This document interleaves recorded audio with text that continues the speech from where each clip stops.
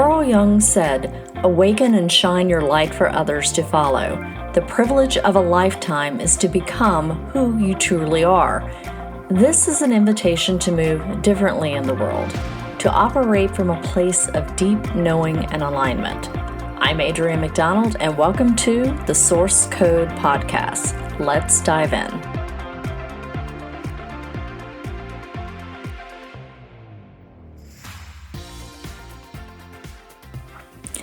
Hello, beautiful humans, and welcome back. Today is another episode in my conversation series.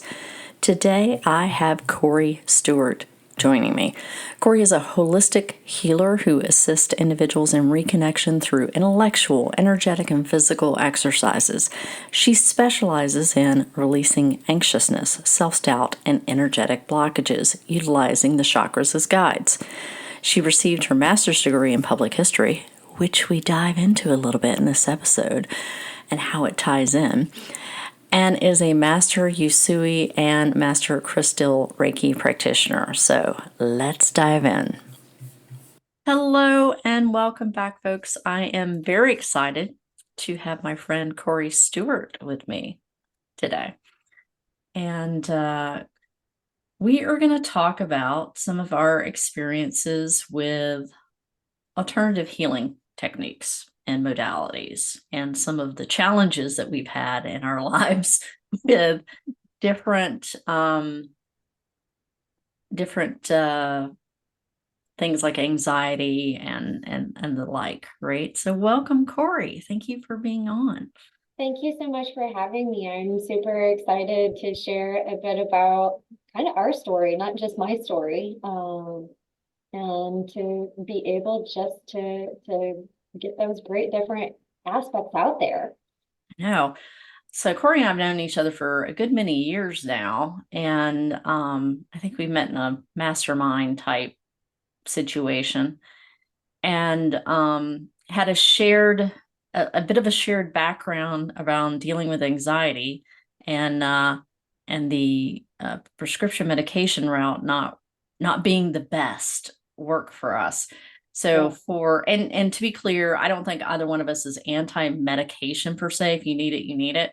But it just wasn't as effective for me, at least. And I had to seek out alternatives. And I think you feel the same.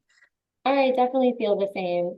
Their medication, or I should say Western medication, can be a great aid. I think it gets overprescribed as a fix-it instead of let's look deeper at what's going on here.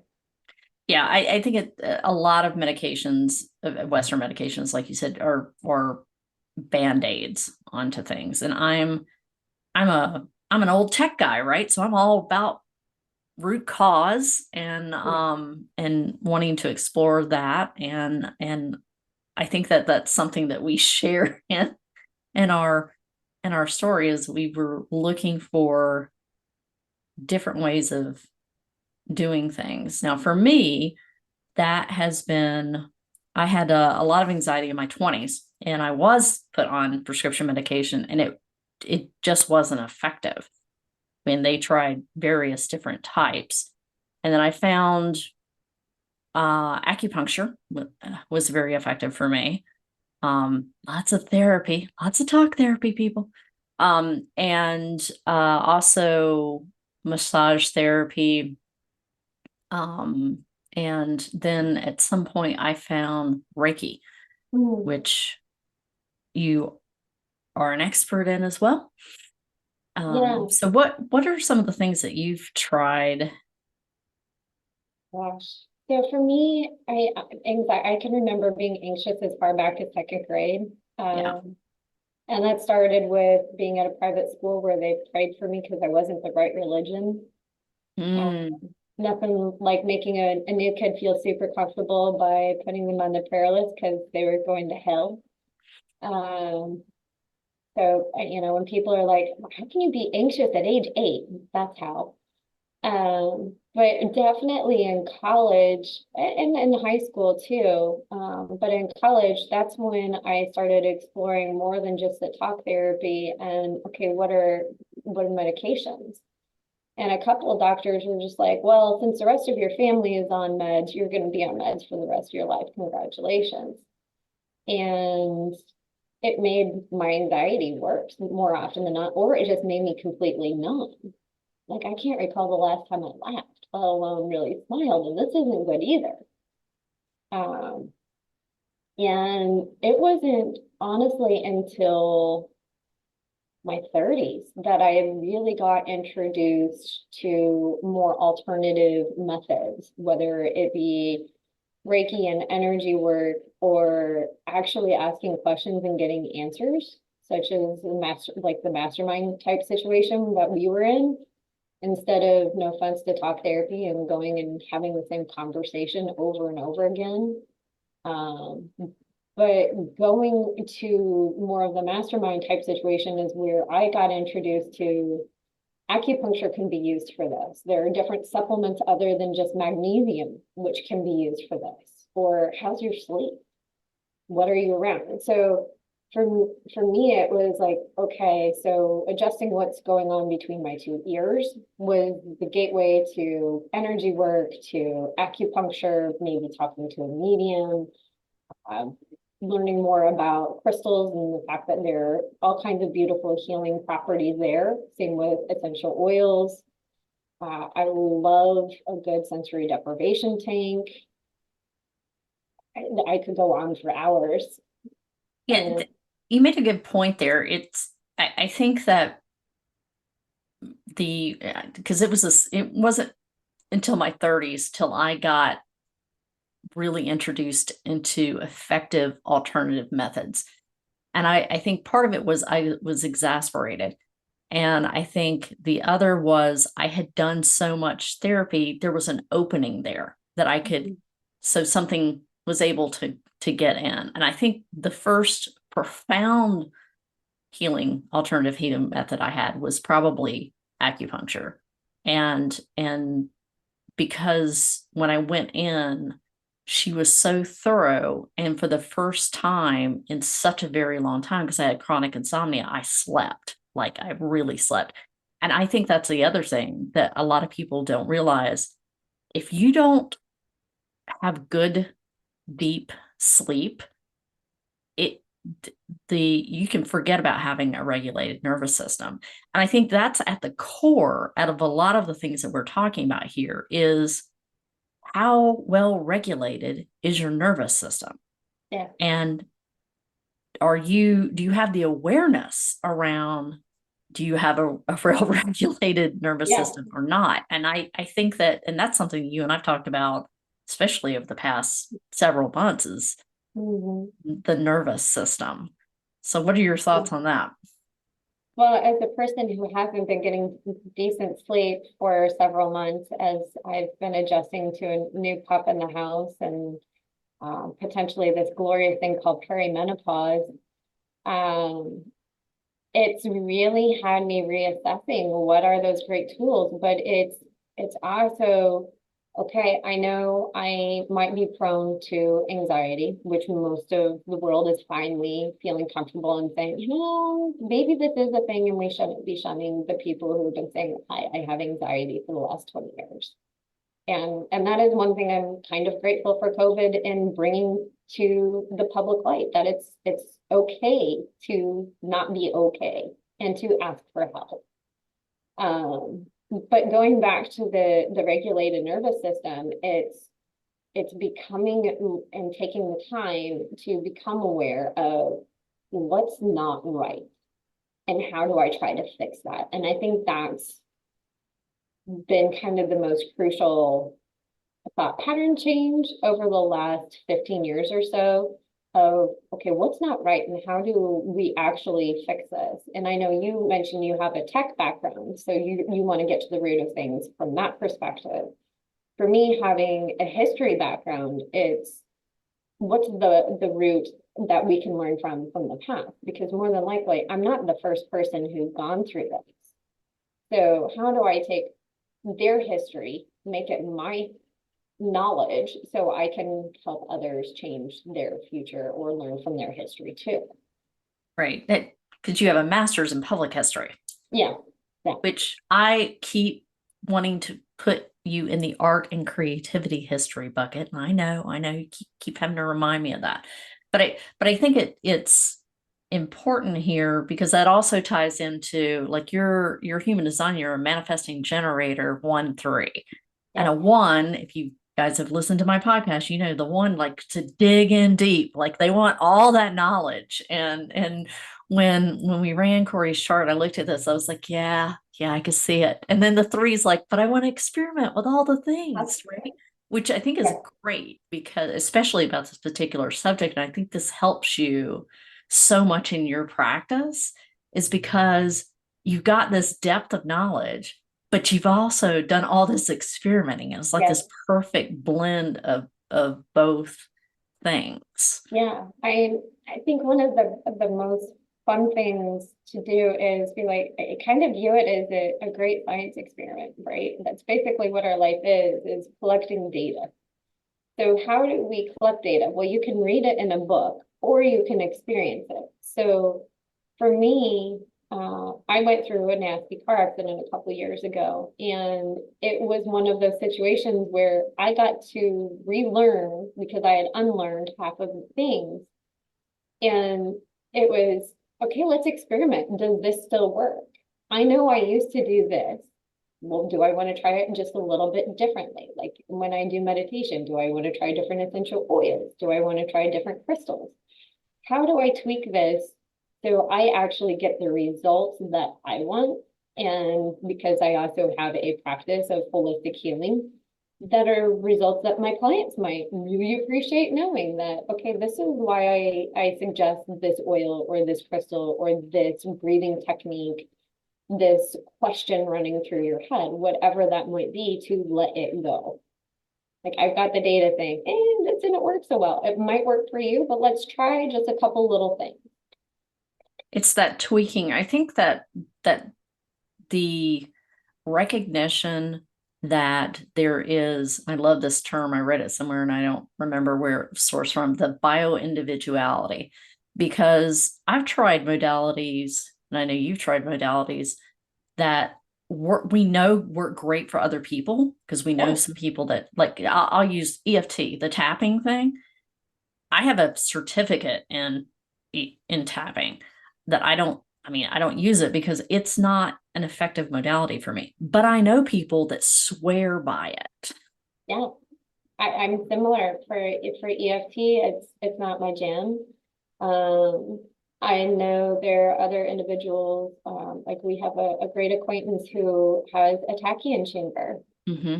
and there are people who love it. It helps them feel more at peace. It helps them feel more at ease, or they get a revelation of what their next move might be. Whereas me, I was like, okay, it's a meditative nap. I can do this at home.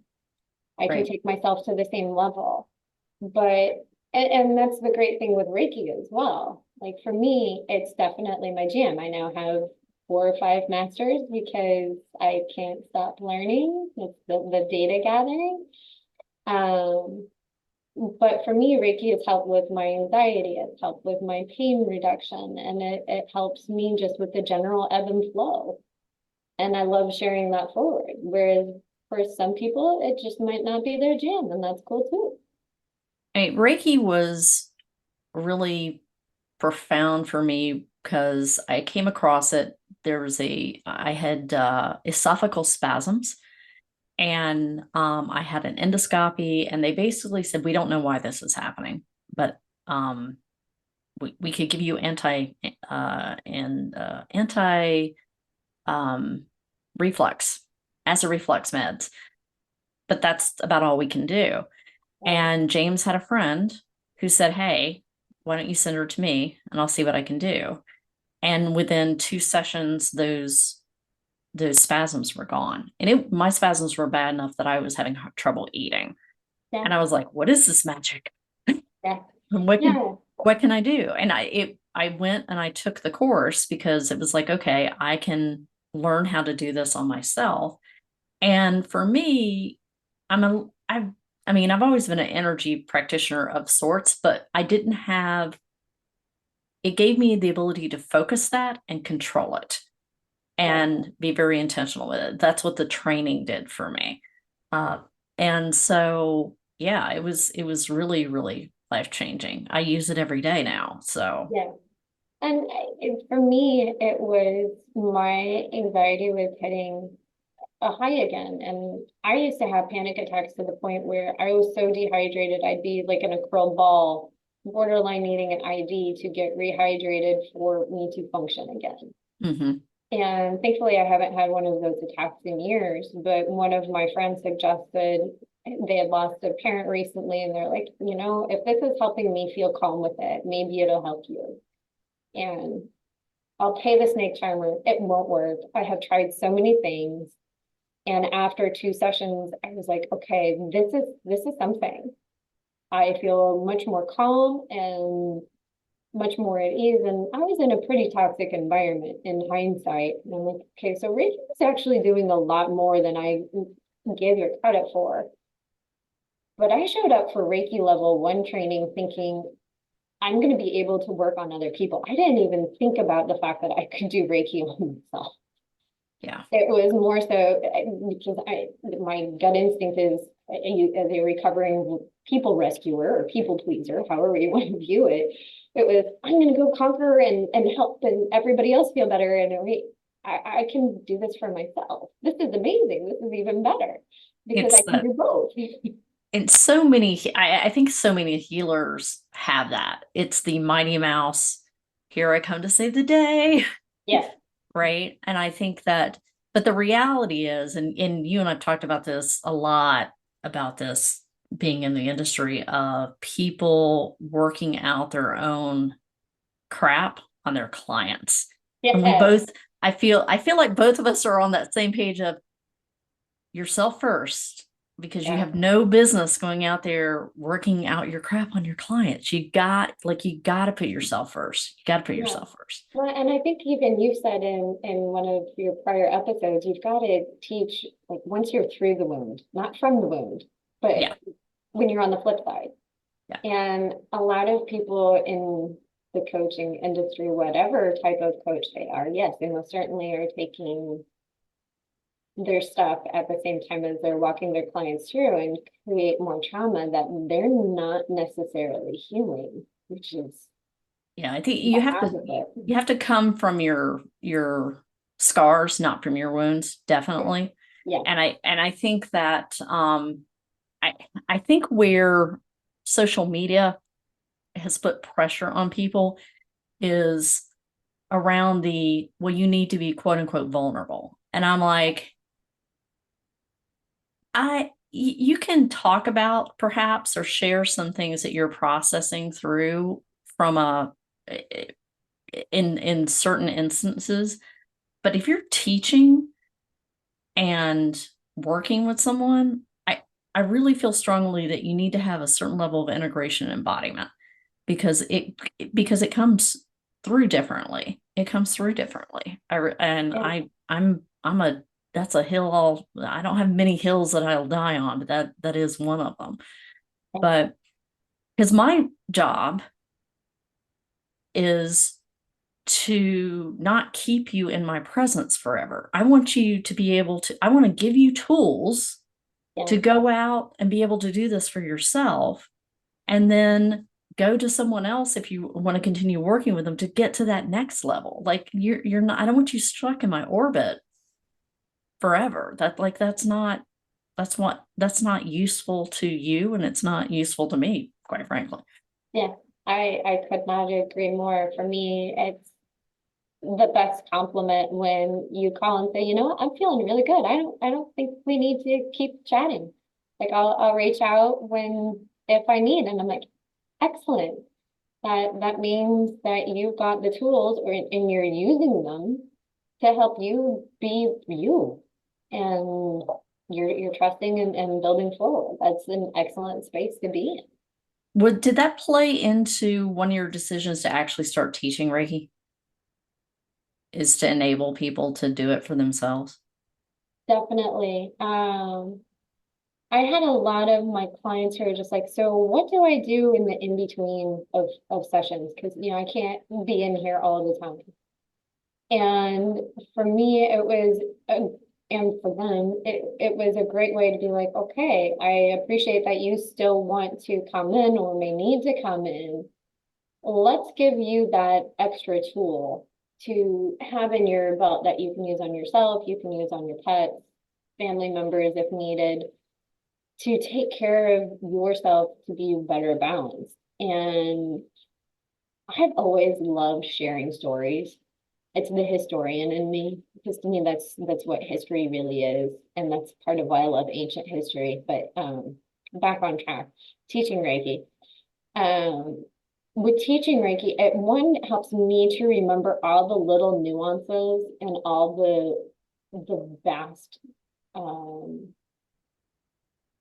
I guess capabilities that Reiki is able to empower people with, and ways it's able to help people, whether it's physical healing, energetic, helping them feel more comfortable in making tough decisions. And when you're in something every day, or you're using something every day, sometimes you forget just what all a modality might be able to help with.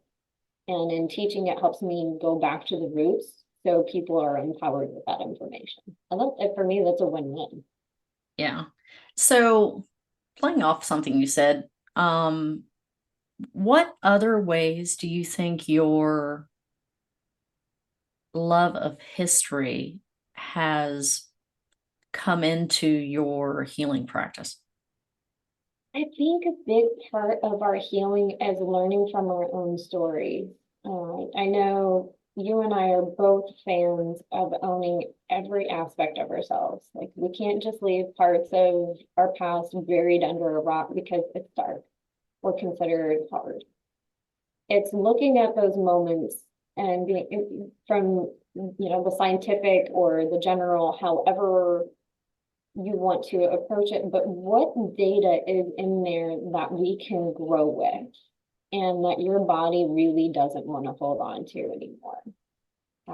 When I'm working in a session, a lot of the time the intuitive in me will feel on the body, okay, there's something not here. And it's not just, okay, this energy needs to be let go. It's more so, okay, let's talk about what happened at age 8. Why is your body holding on to something here? Like, was there a sports injury? Was there some kind of family trauma that hurt or that happened?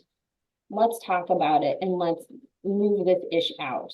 And I think as a historian, it's taking that possibly complicated story that a lot of individuals would just shirk under a rug, and they flip it. So it's kind of like a butterfly going through the transition, right? We look at this caterpillar, we have the chrysalis, and when it comes out, it's covered in goo.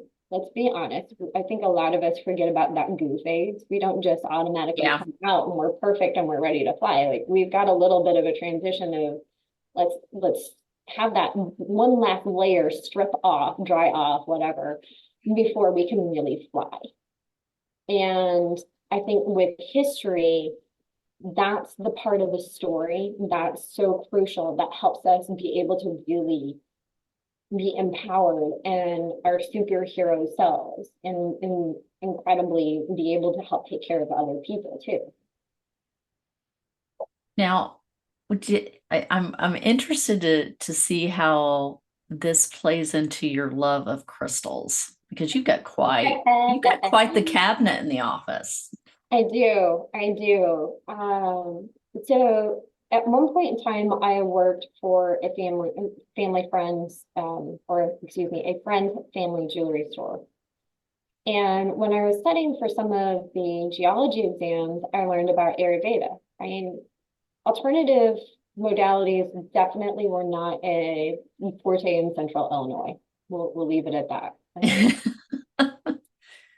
Like, yeah, the crystal store was the same as the head shop. So, and that was the hippie store from the 70s. But in learning about Ayurveda, I was like, wait, so these things aren't only beautiful, they're not only gifts of the earth, they can have healing powers. So they not only have a lot of, I'm like a raccoon where if I see a shiny object, I want to know the story that goes with it, especially when it comes to jewelry. A lot of people have great family pieces, and I want to know the story that goes with them. But there's also the stone itself story. So I think it's this cool wedding of the two of, okay, why do we go for the things we do? Is there a reason we're drawn towards particular colors? Is there a reason why, at different points in life, we're wearing different stones? Just to me, they're super relatable, and they can help through so many different issues, both physical and emotional. I'm like, okay, so I can have this beautiful, shiny creature. Because to me, they are like creatures. They have their own energy. Most of them have names around me as well. But I can have this beautiful creature entity around me, helping me do what I need to do, while it's helping do what it needs to do. Cool.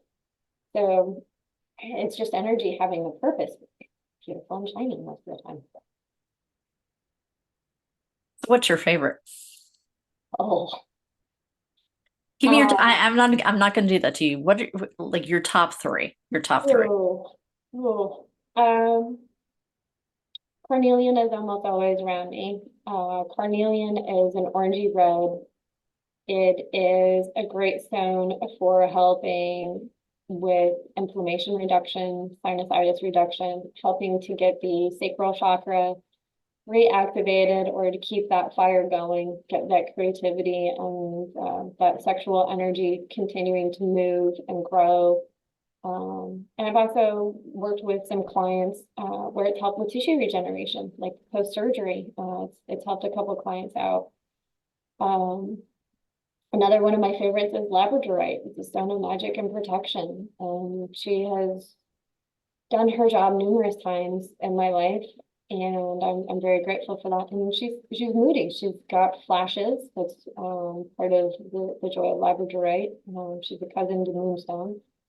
But and then I'd say my third, I'd have to have a tie, and it's actually four. Apophyllite and stilbite complex, and malachite and chrysocolla complex. The first two, like apophyllite and stilbite, are found frequently together, intertwined with each other, and they're just really great divine feminine energies. Apophyllite is also known as a Reiki stone. So I always have it under my table. It helps the individual to receive pure source energy, because you should never receive the practitioner's anything. But I like it because it's also very light. It helps. I almost always have it by my head when I'm sleeping, because for me, it helps create lighter dreams and deeper sleep. The malachite and chrysocolla, malachite's one of the few heart healers that's actually a fire element. It's heavy in copper. So it's great for inflammation reduction. It's great for heart healing. And because it's got that little fiery element to it, to me, it's kind of like, we're going to say, here, help heal yourself. We're not going to be incredibly subtle about it. Whereas chrysocolla is more of a transition stone. So it's like, I'm going to give you a hug while you're getting your fire reignited and you're getting motivated to move. So it's like you've got a blanket around you while you're getting pushed. And I love that kind of duality. That's pretty cool. I think my favorites are, I mean, much like yourself, they change, but the two that always are around me are probably labradorite and kyanite. Kyanite has got me through some rough times. And I love moonstone and ocean jasper. Those, if I had to like pick them out of the air right now, that would probably be my jam. Yeah. Now, I mean, let's talk about essential oils. I will say that you're much more well versed in essential oils than I am. I have my favorites, my go-tos. I will say that I am a creature of habit and have not, like, you've definitely pushed me to try a few different types of custom mixes, then because I tend to, I'm always, my defaults are like peppermint, right? Like basic and eucalyptus, like that. That's what my go-tos are. But Yeah. you got some really complex mixes that I'm like, oh, this is surprisingly like calming and pleasant. Yeah. I stumbled across a book. I think it's like essentially like emotionally or essentially emotional or something along. It's a book on essential oils and emotions a couple years back. And for me, I'm really helping my clients more so on the emotional than the physical, especially like anxiety reduction, and burnout recovery. It's so for me, it's okay. I can't stand peppermint.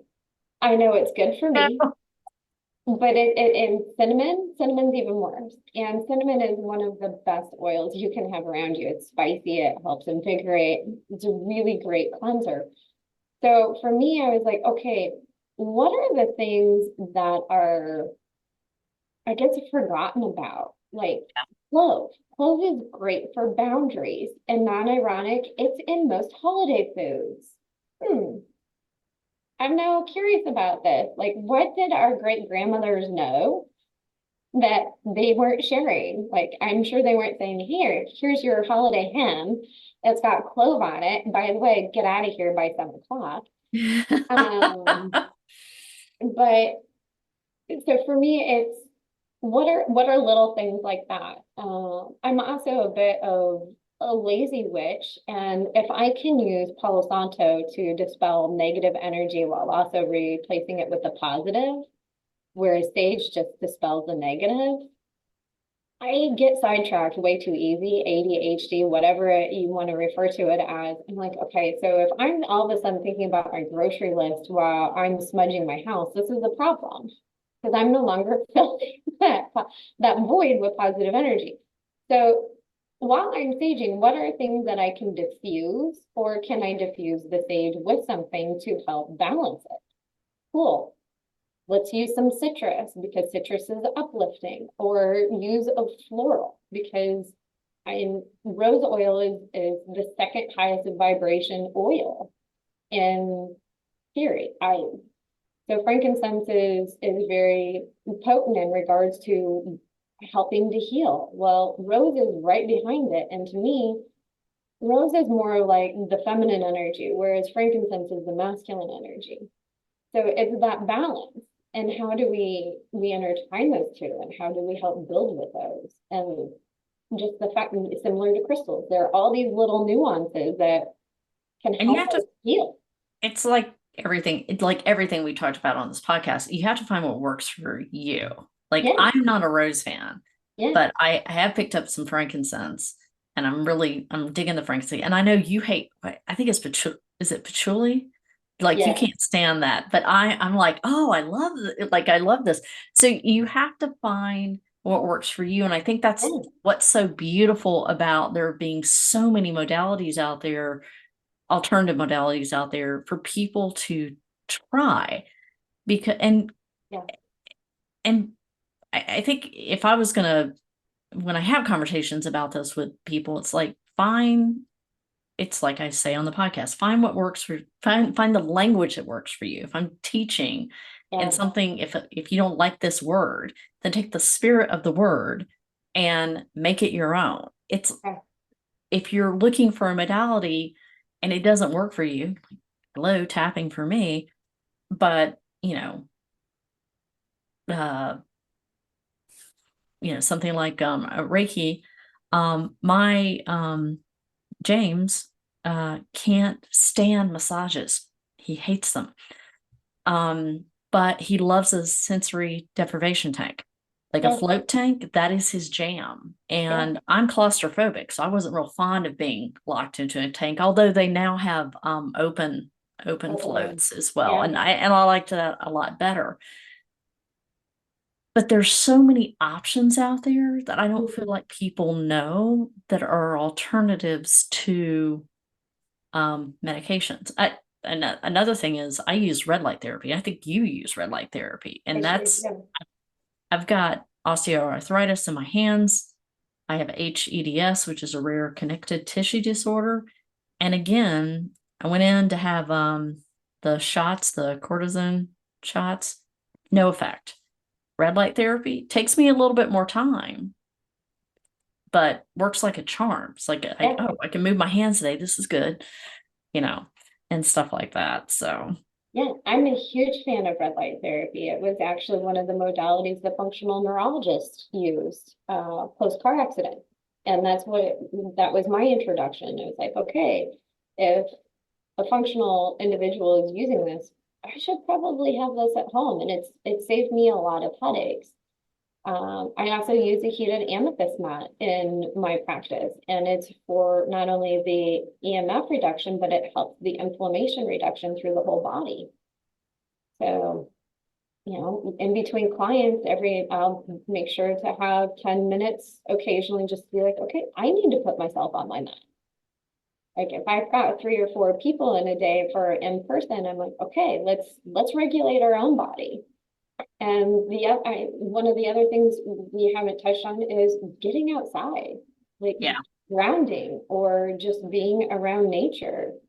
It's sad that's an alternative modality, but it's the truth of it. It's very helpful.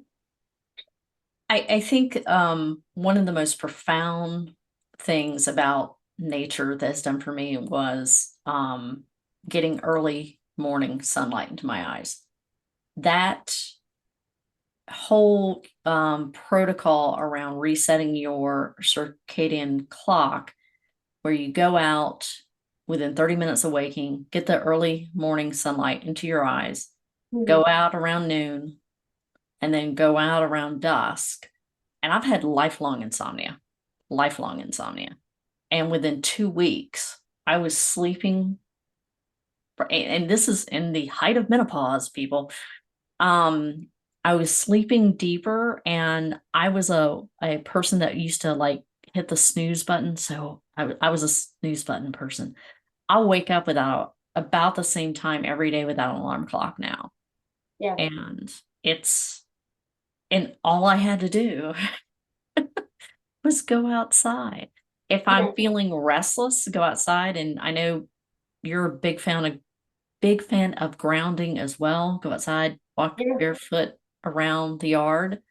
Even in the winter, people, I'm telling you, it yeah. makes a huge difference. Yeah, Huge. even if you're all bundled up in the wintertime and getting some sunlight on your face, it's Oh, a yeah. huge difference. I mean, they make heated blankets. Go Yeah. outside, Yeah. grab your tea, your coffee, whatever it might be. But Heated vests now, there's so many options. Like there's yeah, really no excuse not to no, get out there. It's um, such an underrated healing. yeah, Although now I'm seeing more things like forest therapy, and I yeah. love that. I I have love an acquaintance who does that, and she's just like, you don't even have to go fully barefoot, but I Yeah. will encourage you to go barefoot as much as possible.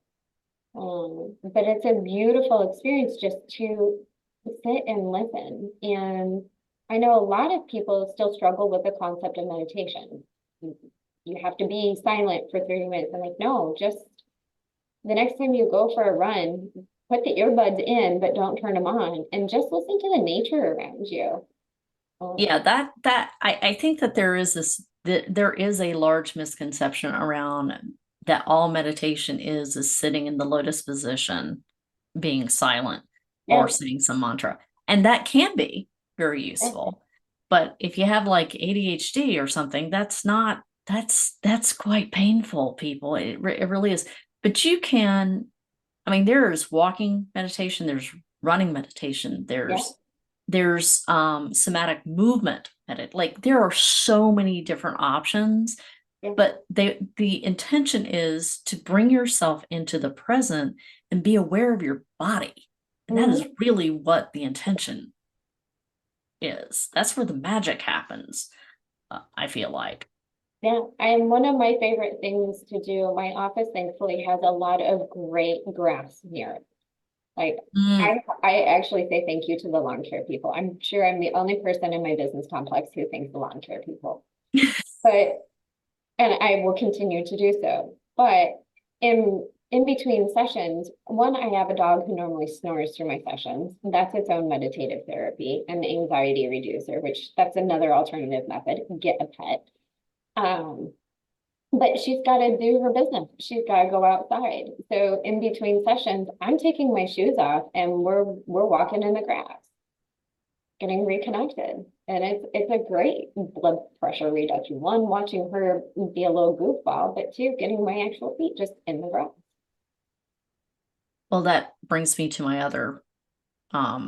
another thing that popped up is breath work. Mm, Also very underrated from a healing standpoint. It, like the physiological sigh is the most documented from a scientific study standpoint way to bring down your anxiety and blood pressure in the moment, which yeah, is that 2 short breaths in through the nose and then exhaling for 4 counts. You just want to make sure your exhale is longer than your 2 inhales.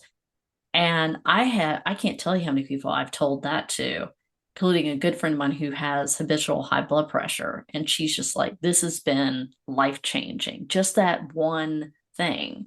yeah. And then if you continue that on and take breath work training, or a course or whatnot, the first time I took a breath work course, I thought it was going to be easy. And I don't know. I was like, it's just breathing. How hard can it be? Oh my. But we Yeah. as a society, we don't breathe correctly. No, no, we don't. And it's humorous you say you thought it would be easy. I actually had a rib go out.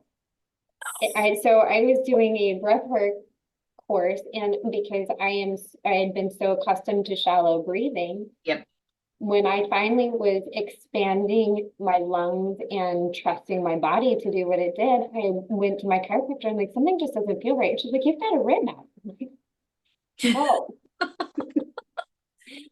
But that you have to keep like you got to continue, right? But yeah, again, lower blood pressure, lower stress, like the anxiety drops, and it's something that you can do for no cost once you right. learn it. Like, I mean, you can go on YouTube and get breathwork videos that are Yeah, pretty impactful, and it's something you can do yourself in the moment. yeah. Um, Yeah, I we, think in regards to, okay, what are some of the most alternative things you can do for free? Breath wait, work. wait. Oh, go ahead. Sorry. That's actually my next question after this one. Okay, Let's back sorry. up a little bit. Let back up a little bit. So we talked about dysregulated nervous system, and I think one of the things I keep hearing is that people don't understand what that means and what the actual symptoms of it look like. Now, for me, it exhibits usually this way. I have my energy is low, and it's sluggish, but if someone comes up behind me, it's like I jump like a scared cat. Like I've got a hair trigger on that. I also have a hair trigger on my emotions. Like I can get quick to anger or quick to like get upset or those are some of mine. What Mhm. if a person asks you what does a dysregulated nervous system, like what are the symptoms, what would you bring into that? For me, it's stuff. Sorry, throat. Apparently it doesn't want me to share this. Wow.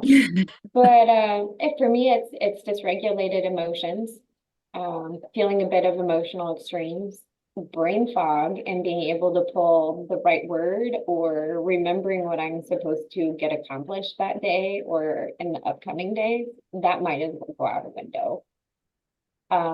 Yeah, I think cognition is one of the things that people don't talk about when it comes to dysregulated nervous system. Yeah, That's dead on. yeah. And terrible sleep. You want to talk about nightmares?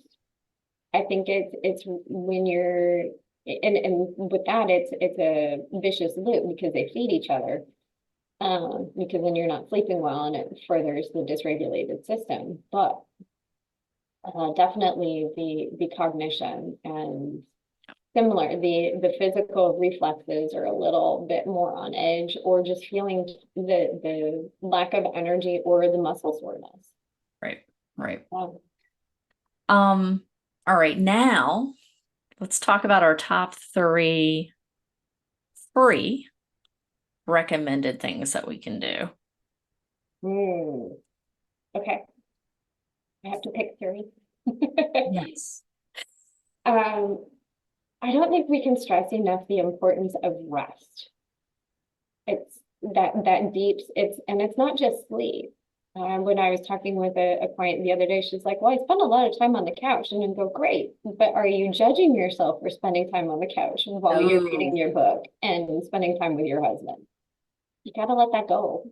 Like, be in the present moment, create the time to have the memories, and don't judge yourself on that. I'd say that's right now my top 3D. Okay. And what three modalities would you recommend exploring for people? I'd say I'm pretty biased towards Reiki. Reiki would be at the top of my list of things to explore. And that can be traditional Reiki where you're getting to take a meditative nap, or it can be more of a session like what I do, where we're asking questions. You're going home with homework. Um, I've learned from great people, you very rarely go home without homework. Um, and we're working, in my opinion, we're letting go a little bit more at a more rapid pace Okay. through the healing session. Um, that would be my top modality to try. Um, Two more. I would say grounding. I don't think we get out in the moment often enough. Like, surrender into putting the phone down, play with the pup or whatever, and pay attention to the birds chirping. Because there's all kinds of scientific data with how healing listening to birds or listening to water. Do the dang thing. That doesn't cost you anything to listen to the birds. It doesn't cost you anything to listen or be by the water. Third modality that I would say an actual intentional massage, because anymore there's so many different things you can tune into, whether it be lymphatic and helping to help your body drain what doesn't need to be there, or fertility focus, or just hormone balancing. Like, I've been going to a masseuse and we've been working on how do we better have my system hormone balance and regulate itself. But there are a lot of different things other than, okay, I'm going to enjoy my half an hour on the table and I'm going to go right back to the rigid, structured yish that I'm in. It's how do you carry whichever modality you try into your day to day. That sounds pretty good. We've definitely given people some things to think about, I think. Um, I think that the best advice is to just get curious and widen your scope of options. Yeah. Like, don't just use one tool in the toolbox. There's a lot of tools you can put in your toolbox, and I think that's what I would like people to carry away from this conversation. So, Yeah, I'm curious, what would be your top 3? um, I think, well, obviously, I'm partial to energy work as well, as you will know.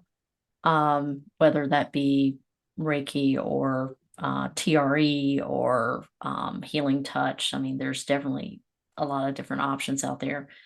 I think I'm a big fan of just walking in the woods and listening to nature in general. And I really like intentional, like, baths or showering where I'm letting like all the negative stuff wash off of me. And doing that, I think that that's been very helpful for me. It also helps me if I'm stuck from a trying to figure something out, I will take a shower, and for some reason that unlocks something in my brain too, because as soon as I come out, I get the aha moment. So those are the things that I use. Although this year I have on my list to try to get into a Wim Hof training for a different type of breath work and cold plunging. So I've got that on my list this year. So that's mine. Okay. I admire the bravery of the Wim Hof. I am one of those who still prefers to come out looking like a lobster when I have been in a bath, but I understand the benefits of the opposite temperature. Yes, and I've taken cold showers and whatnot. I prefer mine to be very close to the depths of probably hell, but I have experienced enough of a positive effect around cold exposure therapy to want to venture into it a little bit deeper. Well, this has been an amazing conversation. I hope you have enjoyed it as much as I have. I know our listeners will likely get some things to ponder, as they should. That's always my intention. So thank you for coming on.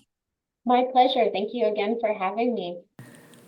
I hope you enjoyed that conversation as much as I did. You can reach Cori at coristuart.com to connect with her and learn about her practice and her offerings. I will put that link in the show notes. Also, as a reminder, the free, robust human design source code report is now available on my website. This is more than just your human design chart. This gives a really great place to start and learn about human design. So check that out as well. As always, happy to connect on social media. I hope you have a wonderful weekend, and remember to find beauty every day and seek out the magic in the mundane.